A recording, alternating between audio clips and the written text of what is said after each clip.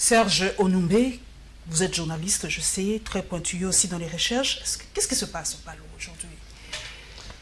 Je pense que c'est une querelle interne qui peut arriver dans toutes les familles. Hein. Comme à la maison, il y a des problèmes qui arrivent deux fois. Je pense que c'est justement ça. Et le contexte électoral peut justifier les ambitions qui montent de part et d'autre en interne. Ce que j'ai craint, c'est de bafouer tout l'héritage politique d'Antoine Gizenga par rapport à ses ambitions politiques, ses lieutenants. Je ne dis pas ici que X a raison, Y a tort. Je serai du Palo, parce que je ne le suis pas. Je serai du Palo, je demanderai justement une discussion bien concernée en interne pour que les différents acteurs sachent au préalable. Y a-t-il une main noire derrière? Non, il y a un problème de succession. Il y a un problème de succession. Nous ne devons pas nous le mentir. Monsieur Antoine Gizenga, qui est encore vivant, un aïeul pour nous, a fini sa carrière politique. Disons ça comme ça. Ce n'est plus l'homme qui est au front des décisions. Il est certainement maintenant l'emblème. Sans vous couper la parole, c'est vrai, Antoine Gizenga, dans ma province, c'est pas un dieu, je n'ose pas le dire, mais il est considéré comme un patriarche, un peu comme mon père, parce que c'était de la même génération que mon père, Yvon Kimpiop. Donc, aujourd'hui, il est vieux. Oui.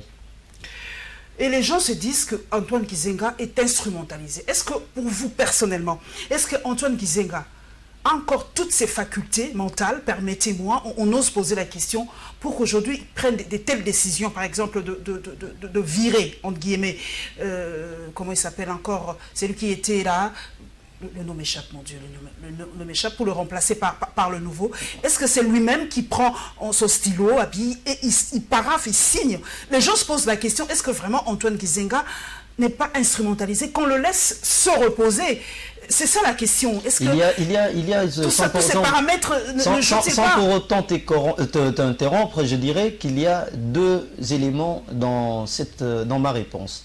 Il y a d'abord, du début à la fin, un problème de succession. C'est-à-dire qu'il fallait préparer l'après-Gizenga de son vivant, l'après-politique de Gizenga. C'est-à-dire que l'après serait un peu à la manière d'un président qui reste vivant et qui finit son mandat, mais pour le combat pour lesquels il a mené est poursuivi par d'autres personnes. C'est ça, d'abord, un premier problème. Posons-nous la question, est-ce que du vivant fort politique de Gizenga, est-ce qu'il y a eu cette préparation? Est-ce qu'il y a eu véritablement cette relève qui devait se préparer? Je sais seulement, on sait qu'il y a certes des natifs de sa province, ce qui pourrait même laisser entendre qu'il y a une approche paroissiale en termes de succession, ce qui est un problème. Mais est-ce qu'il y a de ressortissants d'autres provinces qui peuvent aujourd'hui prétendre remplacer Gizenga dans son parti de son vivant? Là, il y a un problème. Un deuxième problème, c'est la décision. Vous me posez la question de savoir si Antoine Gizenga serait la personne qui prend encore, avec toutes les facultés mentales, des décisions. Mais ça, c'est un faux débat. Il faudrait qu'on arrive en RDC à avoir des partis politiques institutions. C'est-à-dire que les hommes passent, les institutions restent. Ils ont certainement des règlements d'ordre intérieur, je suppose. Il y a des statuts, il y a des mesures qui sont déjà préventives.